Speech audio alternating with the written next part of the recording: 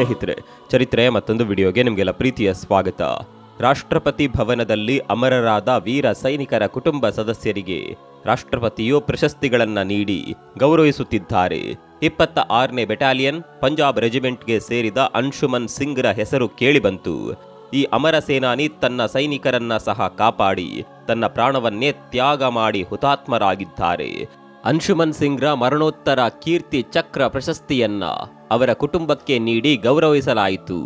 ಅಂಶುಮನ್ ಸಿಂಗ್ರ ಹೆಸರು ಘೋಷಣೆ ಮಾಡುತ್ತಿದ್ದಂತೆ ಅವರ ಹೆಂಡತಿ ಸ್ಮೃತಿ ಸಿಂಗ್ ಮತ್ತು ಅವರ ತಾಯಿ ಮಂಜು ಸಿಂಗ್ರನ್ನ ವೇದಿಕೆಗೆ ಆಹ್ವಾನಿಸಲಾಯಿತು. ಇಡೀ ಭವನದಲ್ಲಿ ಒಂದು ಕ್ಷಣ ನಿಶ್ಶಬ್ದ ಆವರಿಸಿತು. ಬರುತ್ತಿರುವ ಕಣ್ಣೀರನ್ನ ಬಲವಂತವಾಗಿ ತಡೆದು ತನ್ನ ಅತ್ತೆಯವರ ಜೊತೆ ಮೌನವಾಗಿ ಹೆಜ್ಜೆ ಹಾಕಿ ನಡೆದರು ಸ್ಮೃತಿ.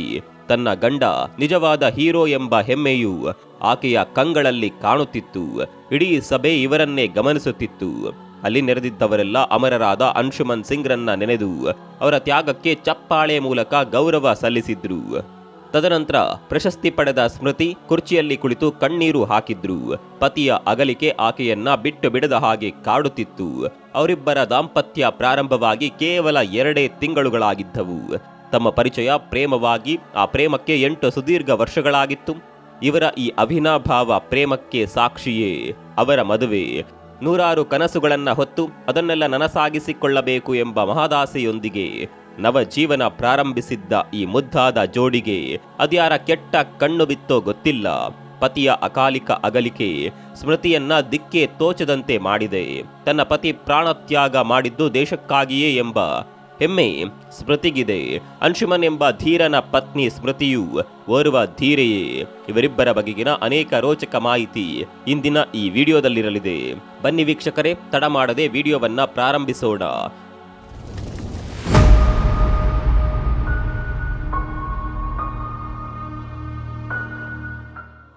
ಸಿಯಾಚಿನ್ನ ಕೊರೆಯುವ ಚಳಿಯಲ್ಲಿದ್ದುಕೊಂಡು ಅಂಶುಮನ್ ಸ್ಮೃತಿಗೆ ಕರೆ ಮಾಡಿ ಮಾತನಾಡಿದ್ದು ಈಗಲೂ ಸ್ಮೃತಿಯ ಕಿವಿಯಲ್ಲಿ ಗುಯ್ಗುಡುತ್ತಲೇ ಇದೆ. ಸಿಯಾಚಿನ್ ಜೀವನವನ್ನ ಸ್ಮೃತಿಗೆ ವಿಡಿಯೋ ಮುಖಾಂತರ ತೋರಿಸಿ, ನಾನು ಇಲ್ಲಿಂದ ಬೇಗನೆ ಬರುತ್ತೇನೆ, ಜೋಪಾನವಾಗಿರು, ದೇಶ ಸೇವೆಯೇ ಮೊದಲಲ್ಲವೇ ಎಂದು ನಸುನಕ್ಕು ಹೇಳಿದ್ದರಂತೆ.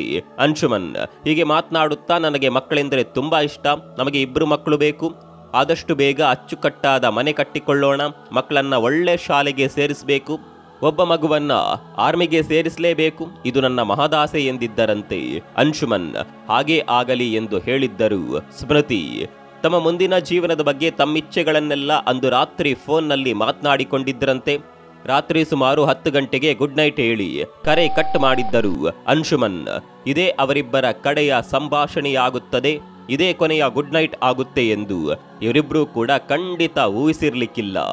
ಜುಲೈ 18, 2023 ಬೆಳಗ್ಗೆ 6 ಗಂಟೆಗೆ ಸ್ಮೃತಿಗೆ ಒಂದು ಫೋನ್ ಕರೆ ಬರುತ್ತೆ.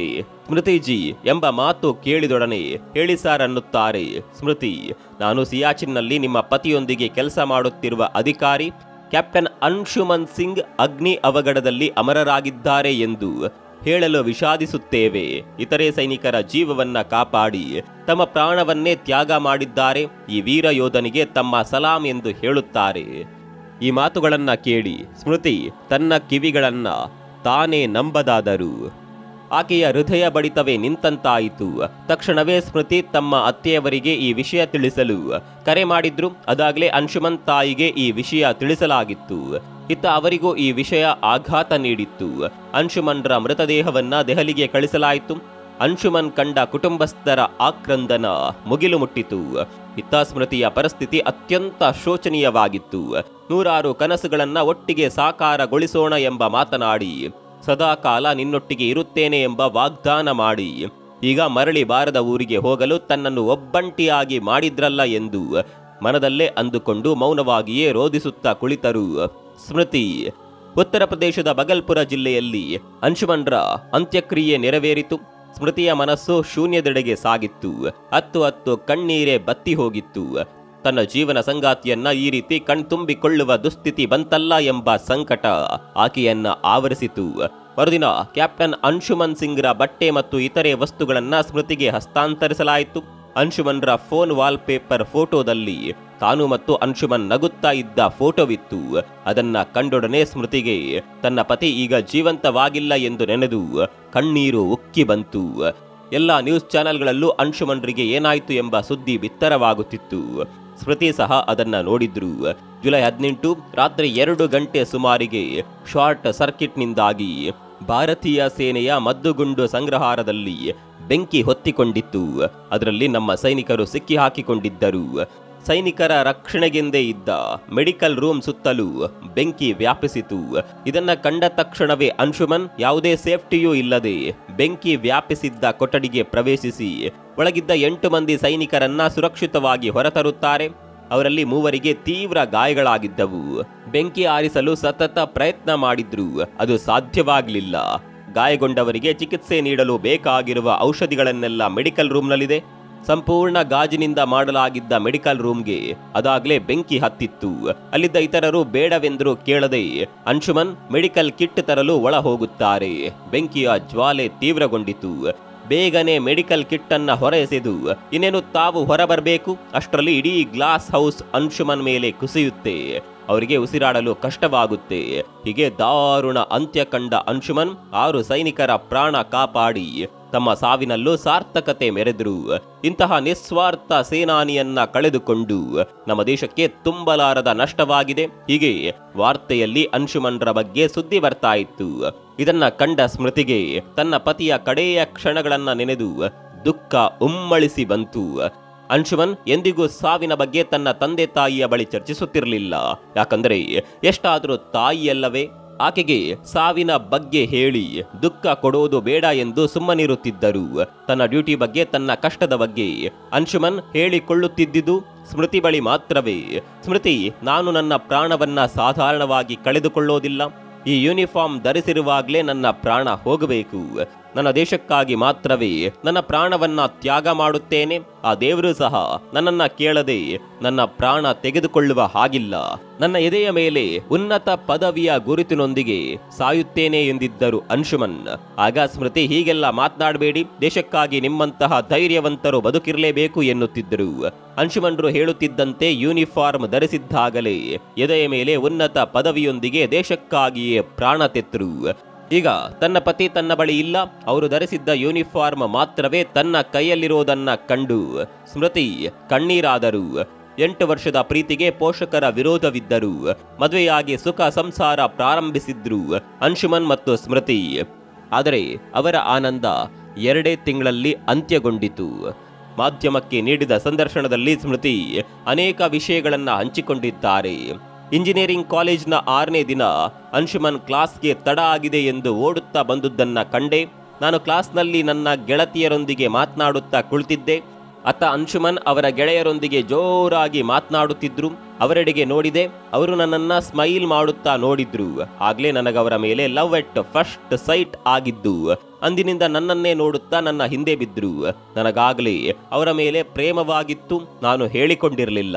ನನ್ನ ಮೇಲೆ ಅವರಿಗೆಷ್ಟು ಪ್ರೀತಿ ಇದೆಯೋ ನೋಡೋಣ ಅಂತ ಪರೀಕ್ಷೆ ಮಾಡಿದೆ. ಅದರಲ್ಲಿ ಅವರು ಪಾಸ್ ಆದರು.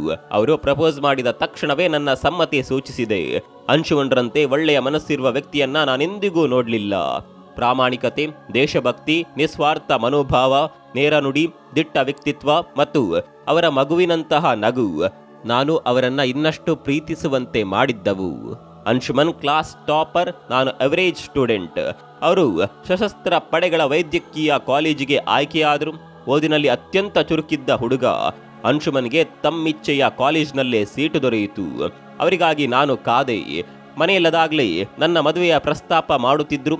ನಾನು ಅಂಶುಮನ್ರನ್ನೇ ಮದುವೆಯಾಗಬೇಕೆಂದು ಅದಾಗಲೇ ನಿರ್ಧರಿಸಿದ್ದೆ. ಮನೆಯವರು ತೋರಿಸಿದ ಎಲ್ಲಾ ಸಂಬಂಧಗಳನ್ನ ತಿರಸ್ಕರಿಸುತ್ತಾ ಬಂದೆ.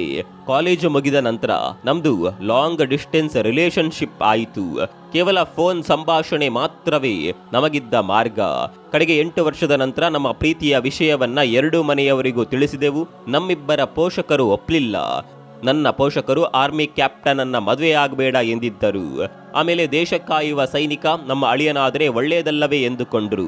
ಕೊನೆಗೆ ಎಲ್ಲರನ್ನ ಒಪ್ಪಿಸಿ ಮದುವೆಯಾದೆವು. ದೆಹಲಿಯಲ್ಲೇ ನಮ್ಮ ಸಂಸಾರ ಪ್ರಾರಂಭವಾಯಿತು. ಮದುವೆಯಾಗಿ 2 ತಿಂಗಳ ಮೊದಲೇ ಅವರಿಗೆ ಸಿಯಾಚಿನ್ನಲ್ಲಿ ಕರ್ತವ್ಯ ನಿಯೋಜಿಸಲಾಯಿತು. ಸಿಯಾಚಿನ್ ಗ್ಲೇಸಿಯಾರ್ನ ಬಗ್ಗೆ ನನಗೆ ತಿಳಿದಿತ್ತು. ಜಾಗೃತೆಯಿಂದಿರಲು ಹೇಳುತ್ತಲೇ ಇದ್ದೆ. ದೇಶ ಸೇವೆಗಾಗಿ ಅಲ್ವೇ. ನನ್ನ ಪತಿ ದುಡಿಯುತ್ತಿರೋದು ಎಂಬ ಸಮಾಧಾನವು ನನ್ನಲ್ಲಿತ್ತು. ಪ್ರತಿ ರಾತ್ರಿ ಫೋನ್ ಮಾಡುತ್ತಿದ್ದರು, ಅದೇ ನನಗೆ ಧೈರ್ಯ. ಸಿಯಾಚಿನ್ನ ಫೋಟೋ ಮತ್ತು ವಿಡಿಯೋಗಳನ್ನ ಕಳಿಸುತ್ತಿದ್ದರು. ಅವರು ತಿನ್ನುವ ಆಹಾರ ಹೇಗೆ ಗಡ್ಡೆಯಾಗುತ್ತಿತ್ತು ಅನ್ನೋದನ್ನ ಫೋಟೋ ತೆಗೆದು ಕಳಿಸಿದ್ದರು. ಅವರ ಕಷ್ಟ ನನಗೆ ತಿಳಿಯುತ್ತಿತ್ತು. ಆ ಕಷ್ಟವನ್ನ ನಗುತ್ತಲೇ ಎಂಜಾಯ್ ಮಾಡುತ್ತಿದ್ರು ಅಂಶುಮನ್. ತನ್ನ ಆರ್ಮಿ ಕುಟುಂಬವನ್ನ ರಕ್ಷಿಸಲು ತನ್ನ ಪ್ರಾಣವನ್ನೇ ಪಣಕ್ಕಿಟ್ಟ ನಿಸ್ವಾರ್ಥಿ. ನನ್ನ ಪತಿ ಎಂಬುದು ಅವರ ಮೇಲೆ ನನಗಿರುವ ಗೌರವವನ್ನ ಹೆಚ್ಚಿಸಿದೆ. ಇವರನ್ನ ಮದುವೆಯಾದದ್ದು ನನ್ನ ಪುಣ್ಯ. ಅವರು ನನ್ನಲ್ಲೇ ಇದ್ದಾರೆ. ನಾನಿರುವವರೆಗೂ ಅವರು ನನ್ನಲ್ಲೇ ಜೀವಂತವಾಗಿರುತ್ತಾರೆ ಎಂದಿದ್ದಾರೆ ಸ್ಮೃತಿ.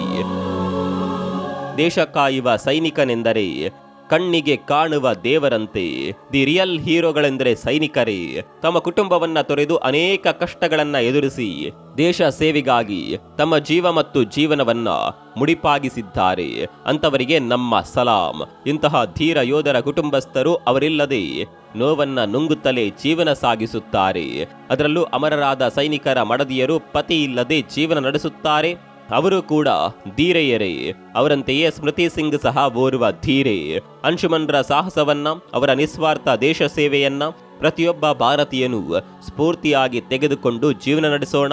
ಇವರ ಈ ಅಮರ ಕತೆ ಬಗ್ಗೆ ನಿಮ್ಗೇನನ್ಸುತ್ತೆ ಕಾಮೆಂಟ್ ಮಾಡಿ.